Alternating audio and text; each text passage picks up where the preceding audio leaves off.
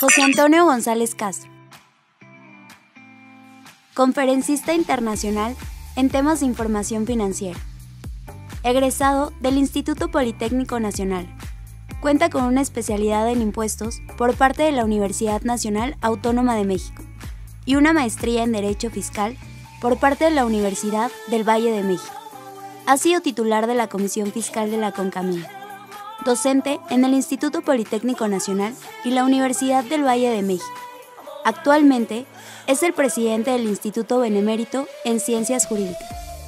Recibámoslo con un fuerte aplauso. Sí, nada más, nada más. ¿Aplica o no aplica? Porque alguien me puede decir, oye, es que aquí dice salarios. No, amigo, espérame. Es que el capítulo 1 del título 4 habla de salarios y de asimilables. Entonces, ¿tengo uno o tengo otro? Porque si tengo los dos ya no aplica. ¿Estamos de acuerdo? Porque aquí sí dice de un solo empleador, o yo agregaría de un solo prestatario. ¿Estamos de acuerdo? Sale. Segunda fracción. En su caso hayan obtenido ingresos por intereses, vean cómo cambia, nominales, no reales, que no hayan excedido de jugosos 20,000 pesos. O sea, nada. Fracción tercera. Que el empleador haya emitido CFDI por concepto de nómina. ¿De acuerdo? O sea, el CFDI no debe de faltar y debe tener la fecha del año en que se deduce y que se acumula, excepto una regla que vamos a ver ahorita. Y me dice, no podrán presentar su declaración anual del ICR 2018, ¿de acuerdo? Dice, no obstante, podrán presentar su declaración, o sea, de manera opcional. ¿Estamos de acuerdo? La regla es no presentarla. Aquí me dice, no obstante lo anterior, puedes presentarla si así lo deseas. Bueno, dice que la facilidad prevista en la presente regla no resulta aplicable para los siguientes. Al decir no resulta aplicable, se debe de entender que sí deben presentar declaración anual. ¿Sí me expliqué? Y ahorita si quieren ya hacemos ejercicios para que no se me distraigan mucho. Dice, quienes hayan percibido ingresos del capítulo 1, título 4 de la ley del impuesto a la renta por concepto de jubilación, pensión, liquidación o algún tipo de indemnización. Ahora, cuando jueguen con esto en particular, no olviden que caemos acá. Véanlo, porque en una indemnización hay varios tipos de ingresos, los acumulables, los no acumulables y los exentos. ¿Me explico? Los acumulables son el famoso concepto que se conoce como USMO, no sé si lo han escuchado. U-S, ¿de acuerdo? M-O, último sueldo mensual ordinario. ¿Sí me explico? Y eso es lo que van a capturar en su declaración. O sea, no se asusten cuando llenan los datos, nada más llenen lo que pide el formato, nada más. Pero bueno, entonces me dice que no será aplicable y presento declaración anual, repito un poquito, cuando tenga ingresos por jubilación, pensión, liquidación o algún tipo de indemnización. ¿De acuerdo? No dice finiquito, que quede claro, porque el finiquito está aquí. No sé si nos vamos entendiendo. Puedo tener mi salario más finiquito, ¿me explicó? Tengo 600, 700, 800, 900 mil pesos, no presento declaración anual, pero de un solo prestatario, de un solo patrón. Pero si tengo aparte de finiquito indemnización, presento anual. Que por cierto, muchos de los aquí presentes no tienen muy claro cómo se calcula la retención por indemnización. ¿Alguien recuerda un poquito a propósito? Se tiene que sacar una proporción, ¿me explicó? ¿Y cómo se saca la proporción? Alguien dígame en 2 palabras. ¿O en 3? En base al ingreso ordinario del mes pasado, es correcto. Determino sobre el último sueldo mensual ordinario, aplico la tarifa del artículo 96, sin aplicar subsidio para el empleo, determino un impuesto. El impuesto lo divido entre la base, y la base la aplico a la indemnización, ¿de acuerdo? Grabada, no acumulable. ¿Queda claro? Y ahí está la retención. Digo, nada más por que tengan. Tampoco aplica los que estén obligados a informar en la declaración préstamos, donativos y premios mayores a 600 mil pesos. presentan declaración anual, ¿de acuerdo? Bueno, recordando un poquito nada más, ¿qué tipos de ingresos manifestamos hoy, jugamos hoy? Ingresos grabados, ¿cuáles son? Los ingresos cobrados menos deducciones. Acumulables son todos los que se suman en la declaración anual. ¿Cuál sería un ejemplo de ingresos acumulables? Salarios grabados, asimilables grabados, honorarios grabados, arrendamiento grabado, ¿me explicó? Dividendos, etcétera. Bueno, ingresos no acumulables, ejemplo, en la parte de indemnización y enajenación de bienes, ¿de acuerdo? Hay un ingreso acumulable y hay un ingreso no acumulable. La característica de los no acumulables, como ya lo citaba, se aplica una proporción de impuesto para determinar un ICR por ingresos no acumulables. ¿Queda claro? ¿Y eso lo hace el sistema? Sí. Sí, es que no recuerda. Pero bueno. Ingresos exentos, los que no pagan impuesto a la renta, ¿de acuerdo? Y por ejemplo, a algunos nos gusta jugar con esto, otros no nos gusta. Si ustedes dicen, oye, ¿cuáles son los ingresos no objeto? Los que sí se pueden obtener y ni son grabados, ni son exentos, ni son acumulables, simplemente no son base de ICR. Ejemplo 2, fideicomisos y sindicatos. Es una buena pregunta. Las becas, ¿dónde entrarían? Sorpresa, no se configuran ingresos por sueldos y salarios, ni siquiera son ingresos. ¿Me explicó? Ni siquiera otros ingresos. Sí, con una característica, y eso viene por reglamento. La característica es que no se tenga una obligación para el becario, sino que nada más tenga funciones de ayuda, de apoyo y demás, y que se haga un acuerdo entre la empresa y la escuela. ¿Me explicó? Hay un oficio y le puedes pagar lo que tú quieras y no se timbra y le puedes pagar lo que quieras y la parte importante es deducible, sí. Nada más hagan un recibo simple, que digan, José Antonio González Caso está estudiando la licenciatura en Derecho, porque soy contador, y voy con Belén y me va a becar, ¿de acuerdo? Y me va a dar 100,000 pesos de beca.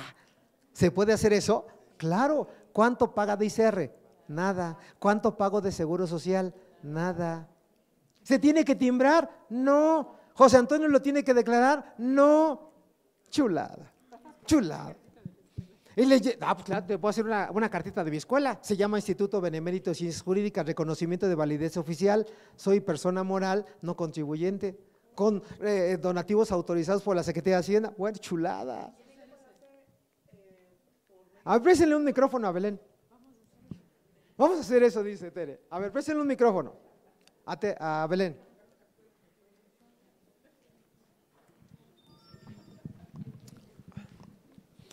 Si este esquema de las becas sí. tiene la condición de pagarse por medio electrónico, no, se puede pagar en efectivo. Puedes pagarla a abrazos si quieres, a besos, en efectivo, en cheques, sí, sin problema, claro, como quieras pagarlo.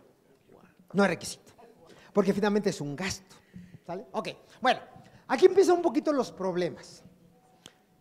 Vean, hablando de rentas, no sé por qué, pero como que rentas les llama mucho la atención a muchos, pero bueno. En el caso particular, Edith. Vean, aquí hay un problema real. Se renta un inmueble y muchas veces el cobro de rentas se deposita en la cuenta del asesor inmobiliario, o de la inmobiliaria, o del administrador, o de quien quieran, pero finalmente ese es un tercero. ¿Sí me explicó? Aquí el punto es que ese dinero depositado en un tercero, de acuerdo al artículo 90 de renta, si no se acredita mediante un contrato, ese dinero es ingreso para quien se le deposite. La inmobiliaria, el administrador, el asesor financiero, inmobiliario, como quieran llamar. Y aquí hay dos preguntas inocentes. Pese a que le estoy depositando un tercero, ¿quién declara las rentas? El arrendador. ¿Me explicó? Segundo, ¿qué riesgo tiene el asesor al aceptar el depósito? Pues ya lo dije, ingreso acumulable. ¿Cómo te quitas esa parte de ingreso acumulable? Pues haz un contrato donde se establezca que un tercero va a cobrar las rentas por obra y cuenta tuya, dinero que no es mío, que quede claro. Porque si no haces eso, el que cobra las rentas tiene un problema. Hay otro problema que se traduce en un artículo, que es el artículo 91, y el 91 me habla de un concepto llamado discrepancia fiscal. Vean, un ejemplo real. Tengo un cliente, y creo que de alguna manera ya lo vislumbramos, tiene salarios por 1.117.000, o sea, una cantidad más o menos interesante. Aparte tiene intereses por 199.000, total de ingresos 1.300.000, o sea, más o menos ahí la va llevando. Se le retiene un impuesto de 291.000, por lo tanto tiene un ingreso neto de 1.025.000. Se entiende o se sobreentiende que el dinero que yo cobro debe estar depositado en el banco y debe de coincidir. Sin embargo, ¿qué pasa si tengo más dinero en el banco? Discrepancia. De entrada discrepancia fiscal y de entrada lavado de dinero. Entonces, cuidado con eso, La idea es cuiden los bancos. Ese es un poquito el mensaje. O acrediten la forma de justificar frente a una revisión de dónde sacaron la diferencia prácticamente de 1,5 millones de más. ¿Me explicó? Es que no van a decir, es que es el ahorro de toda mi vida. ¿Sí me explicó? Una mala experiencia hablando de rentas y de venta de inmuebles. Y fue real. Regálame un segundo. Sí. Gente de pueblo, de gente humilde, gente sin maldad, que se dedica al comercio informal porque ese es su modus vivendi, empezó a hacer un ahorro y llegó a juntar 3 millones de pesos. Humildemente. Que sí los junta, sí los junta. Que de hecho la comida es un gran negocio, pero bueno. Entonces, ya con el dinero en el banco, ya dinero en efectivo, van con un asesor financiero o un asesor inmobiliario, más que financiero, inmobiliario. Y les dijo, quiero una casa. Y la casa cuesta 3 millones de pesos. Primer problema, ¿puedo pagar la casa en efectivo? No. ¿Puedo meter el dinero al banco? No. Entonces, ahí es donde fue el problema. El asesor inmobiliario dice, deposítanlo en el banco. Y como cayó el dinero en el banco, ¿qué creen que hizo el banco? Canceló esa cuenta y la reportó a la UIF. Lavado de dinero. Vean nada más el problema donde nos podemos enfrentar. Entonces, parece mentira, pero cuiden eso. Ahora sí pregunta, amigo. Sí, Toño, una pregunta. Venga. Precisamente con respecto a esos depósitos en exceso Sí. que tienen los contribuyentes, incluso que son superiores a sus ingresos propios. Sí. Pero, por ejemplo, tengo un contribuyente que su papá le deposita dinero, 200, 300 mil pesos en forma mensual. Sí. Al año, pues ya es una cantidad considerable. Ajá.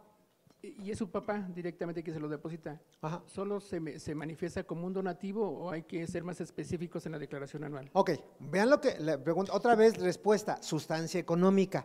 El contador dio la parte clave y dijo, de papá al hijo. ¿Y cómo lo llamó él? Donativo, aquí está. Los préstamos recibidos, donativos obtenidos o premios obtenidos cuando rebasen 600,000, según el artículo 90, segundo párrafo, los tienes que informar en la declaración anual. Ahora, no solamente informar, ¿qué agregaría yo de manera adicional? Hacer un contrato de donativos. Y que diga, el señor fulano de tal, ¿de acuerdo?, va a donar a su hijo la cantidad de tal, la cual será depositada de manera mensual a la cuenta bancaria. ¿Me explicó? Y el hijo tiene la obligación de informar. Aún y cuando no reciba ningún otro ingreso. Y alguien puede preguntarme, ¿y qué pasa si no está inscrito en el RFC? Se tiene que inscribir, pero sin obligaciones fiscales, solamente con el ánimo de informar. Por eso llamamos datos informativos obligatorios. ¿Sí queda claro? Ahora, termino la frase, aguántame un poquito. También en ese sentido, aunque la ley no distingue, ¿de acuerdo?, porque habla de manera conjunta de esto y de esto, pero son dos rangos diferentes. Primer rango 600,000 de manera individual o de manera conjunta. Segundo rango, 500,000 de manera individual o de manera conjunta. ¿Sí me expliqué? Cuando sean herencias, legados, viáticos, ¿de acuerdo? Y venta de casa, habitación. Pero para que estemos acá cerrando el comentario y sean donativos deducibles, bueno, más que deducibles, sean donativos exentos, tienen que ser de ascendientes a descendientes o de descendientes a ascendientes en línea recta, sin límite de grado. Ahora puede ser entre cónyuges o entre concubinos, ¿queda claro? Ahí sí, como opcional. De hermanos no, tíos no, porque si hay un ingreso exento, pero está topado a 3 sumas, que es muy poquito, 90,000 pesos cerrados. ¿Me explicó? Ahora sí, ¿alguna otra pregunta? Venga. Eso por ejemplo, si en una herencia se entregó dinero a uno de los herederos, se les entregó en efectivo. Sí. también nada más se declara así, Claro. se le pone la cantidad y ya. ¿Sí? Pero si es herencia, ¿qué le pediría? Pues dame el documento notarial donde se haga acreditar la herencia. ¿Me explicó? Y vean la bondad del caso, vean la bondad del caso. Yo junté en mi vida laboral 100 millones, como diría la mamá del Baster, yo le doné a mi hija querida 300 millones de pesos en efectivo. ¡Ay, chinga! Entonces, si yo juntar 300 millones de pesos y te los dono en efectivo, el problema ya no es para mí, ¿estamos de acuerdo? Es para la persona que los donó. Pero yo, con la idea de informar, estoy exento. Ahora, estos datos, regálame un segundo, ¿qué dice la declaración? Y les dije en su momento, la parte de datos informativos está en la parte inferior del anexo que dice determinación del impuesto. Y vean que de manera conjunta dice, informas otros ingresos exentos, préstamos, donativos, premios, ¿de acuerdo? Que rebasen 600,000. Mira, aquí vienen todos los que acabamos de ver, viáticos, venta de casa, habitación y demás. Entonces, ¿qué le van a poner? Que sí van a informar o que no van a informar y la cantidad. Ahora, hay rangos. En mi caso personal, José Antonio González. Y lo digo porque finalmente pues, es de dominio público. Yo cada que voy de viaje cobro viáticos. Es cierto. Y depositan el dinero en mi cuenta bancaria. ¿Me explicó? Y se supone que lo timbran. Se supone. Entonces, pese a que no rebase los 500,000, yo de manera un poquito conservadora, aquí cuando dice viáticos, yo le voy a poner 100,000, 200,000, 300,000 que haya recibido. Porque está mi nómina más viáticos. ¿Sí me explicó? Y están en mi cuenta bancaria, para no caer en este supuesto detalle curioso. Porque 100,000 ya juega, 200,000 ya juega, 300,000 ya juega. Y se ve, claro, y se ve bonito, por cierto. Venga, pregunta, alguien levantó la mano. Venga, quien tenga el micrófono, adelante. Vale. Una persona física que tributa por honorarios, Sí. normalmente tiene saldo a favor por las retenciones. Sí. Y obviamente queda una utilidad razonable, esa utilidad la reinvierte en bonos, Sí. obtiene intereses. Sí, sí. ¿Esos intereses se acumulan? Si son reales, sí. No, pero no se supone, Sí, no sí. se supone que ya esos intereses, esa inversión ya pagó impuestos en su momento. Ya Bueno, subió, no, espérame. Es que son dos tipos de ingreso diferentes. Una cosa es la prestación de servicio que conlleva un ingreso y otra cosa es que el ingreso ya percibido lo inviertas y genera otro tipo de ingresos que se llaman intereses. Y eso genera un ingreso llamado ingreso pasivo. ¿Por qué ingreso pasivo? Porque pones a trabajar tu dinero y tú ya no haces nada. Entonces, Mande. pero tampoco tiene perdón. derecho a acreditar la retención que te reporta No, el claro. banco. Sí, ¿Sí? claro. Acumulas el ingreso y acreditas el ICR retenido, claro. Ahora, donde aplica tu idea, a lo mejor nos confundimos, y si no, a lo mejor el confundido soy yo, en dividendos. En dividendos te da la opción de acumular el ICR y esa opción que te va a implicar que puedas acreditarlo, lo acumulas y lo acreditas. Pero si no quieres acreditarlo, ¿de acuerdo? No acumulas el ICR y nada más acumulas el dividendo. Pero ahí sí pierdes el derecho del acreditamiento. Ahí sí, en intereses no. Sí, pero aquí es un interés que de alguna manera la inversión que está poniendo a trabajar ya fue un resultado, ya fue una utilidad y ya pagó Sí, impuestos. me Ya queda de claro, alguna manera me queda ya claro. no lo tienes que inclusive reportar como acumulable, ¿no? No, eso debiera de ser, pero en la práctica no. Porque son dos ingresos diferentes. Ok. Contador, ¿sale? Mande, préstale el micrófono a tu compañera. Buenas tardes, contador. Hola. Yo Me llamo José Antonio. Bueno, José Antonio, Ese. si por decir yo dejo una herencia a mis hijas, ellas lo tendrían que declarar hasta el momento que pues yo ya no esté o en el momento que yo voy al notario y dejo esa herencia. No, en el momento en que tomen posesión de la herencia, en ese momento lo tienen que declarar, claro. Gracias. Claro, sí. Que yo sugiero que debemos hablar de muchas cosas, pero otra de las ideas que venía por parte de Vid o de Chava, o en su caso tuya, yo que les diría, para de alguna manera ahorrar algo de impuestos, y más cuando manejen bienes inmuebles, llévense una idea, o varias ideas. Primero, Manejen el concepto de depósitos en garantía. No es ingreso, no se timbra y no se declara, pero sí se refleja en un contrato. Número 2, si son, por ejemplo, bienes inmuebles en proceso de construcción, ¿de acuerdo? Mientras no esté terminado el bien inmueble, pueden tomar la opción de no timbrarlo, porque no están transmitiendo la propiedad y pueden recibir dinero. Tercera idea, chequen el artículo 14 del Código Fiscal de la Federación, que de entrada me habla de enajenación, y jueguen con un concepto llamado fideicomiso revocable. ¿Me explico? Porque eso ¿qué implica? Que pueden transmitir la posesión, pero no transmiten la propiedad, y sorpresa, no se considera enajenación. Y en ese inter puede haber movimiento de dinero, sí, pero no pagan impuesto. ¿Sí me explicó? Entonces vayan jugando con un collage de ese tipo de ideas para disminuir la carga fiscal. ¿Queda claro? Venga, Contador. Mande. Aquí. Sí, atrás. escucho. Hola, buenas Hola. tardes. Ajá. Mire, es una pregunta en línea que me hace un compañero. ¿Qué documentos se necesita que te dé el notario mi cuando interlocutora. vendes una casa? Otra vez, por chismosa. O sea, es una pregunta de un radionauta, ¿o cómo se llama? Ok.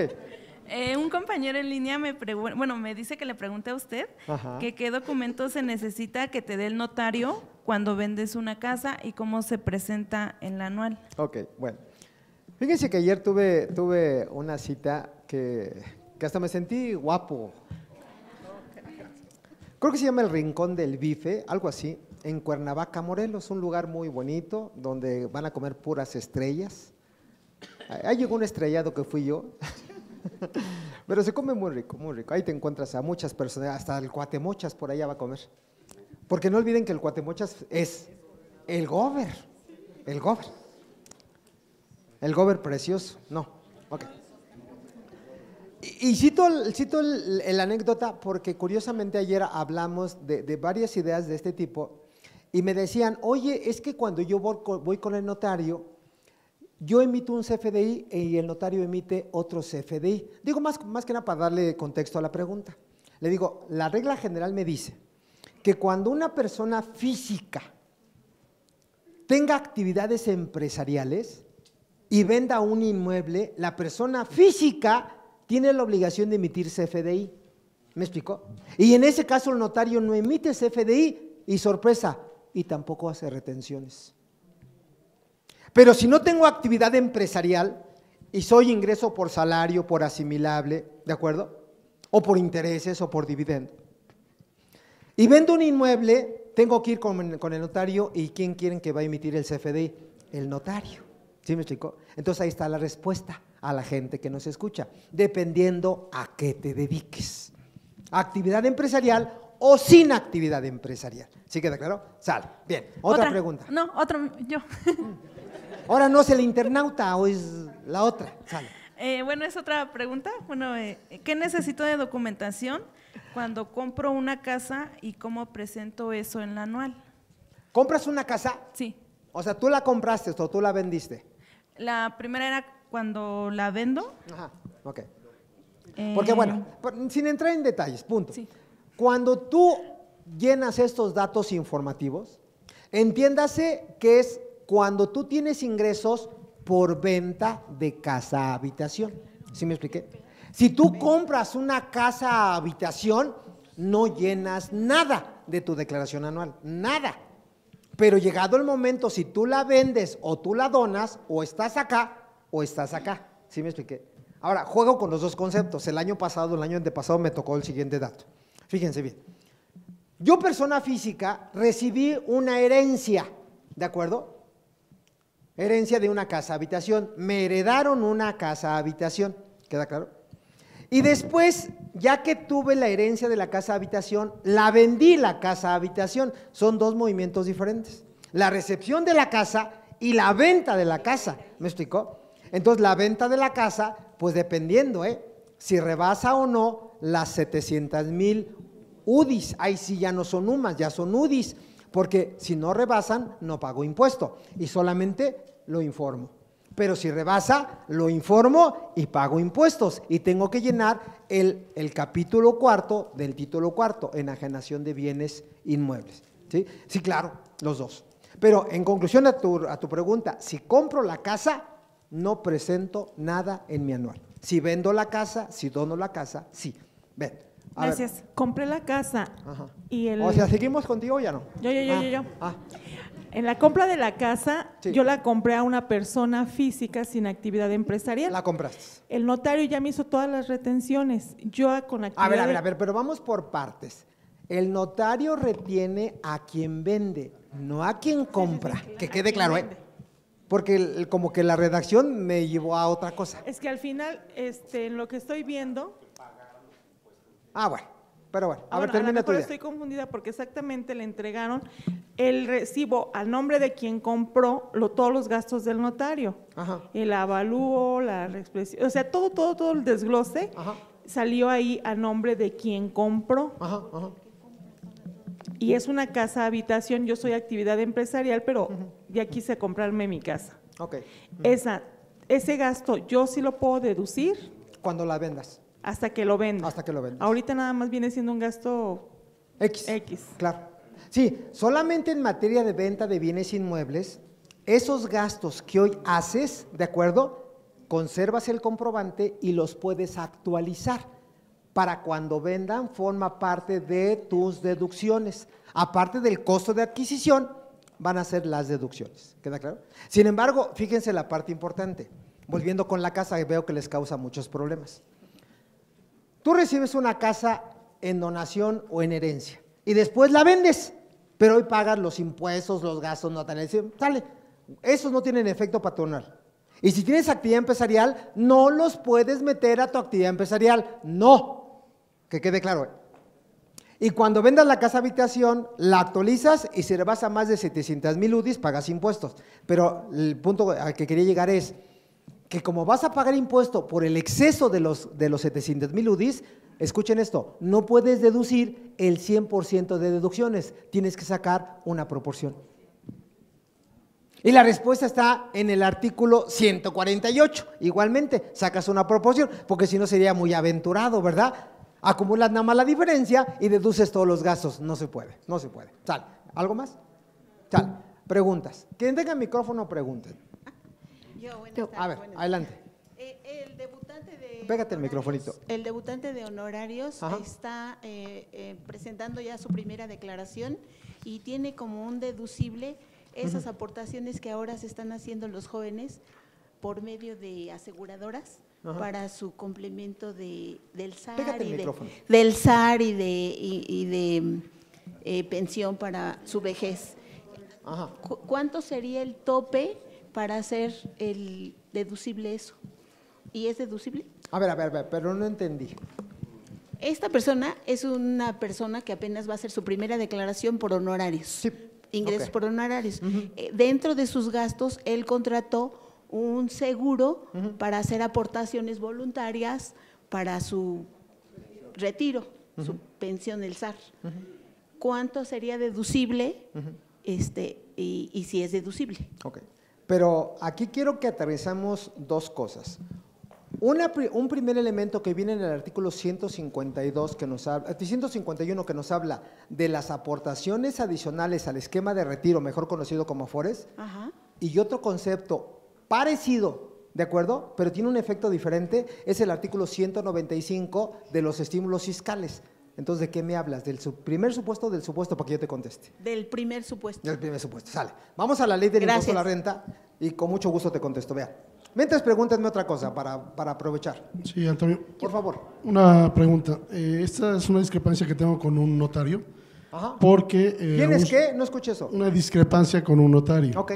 Claro. Lo que pasa es que al socio se le va a dar sus dividendos, se va a decretar dividendos, pero se le quiere pagar con el edificio, un edificio que tiene la sociedad moral. Ajá. Entonces, aquí la persona moral. Lo que pasa es que aquí yo lo que le mencionaba al notario es que primero se haga la compra o se decreten las acciones, los dividendos se decreten y después se haga la compra y tanto cuenta por cobrar o cuenta por pagar se neutralice del socio. El notario lo que quiere hacer es pagar directo en especie los dividendos. Acá. Ajá, ok.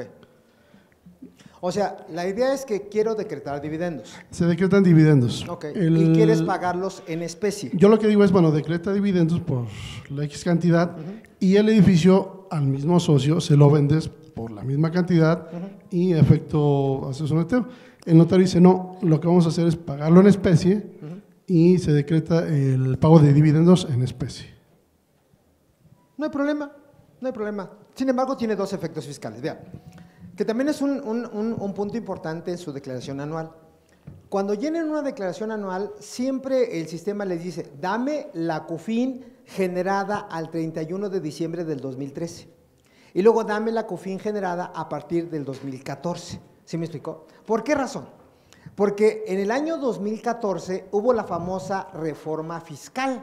Y en esa reforma fiscal se reformó el artículo 140 en su segundo párrafo de renta y dice, dividendos decretados y pagados a partir del 2014, aunque provengan de CUFIN, hay una retención del 10%. Por lo tanto, primera conclusión, aunque te paguen en especie, si son del 2014, hay una retención del 10%. De entrada, retención de la persona moral que va a pagar a nombre y cuenta tuya, y esa retención se considera definitiva y no la puedes acreditar en tu declaración anual.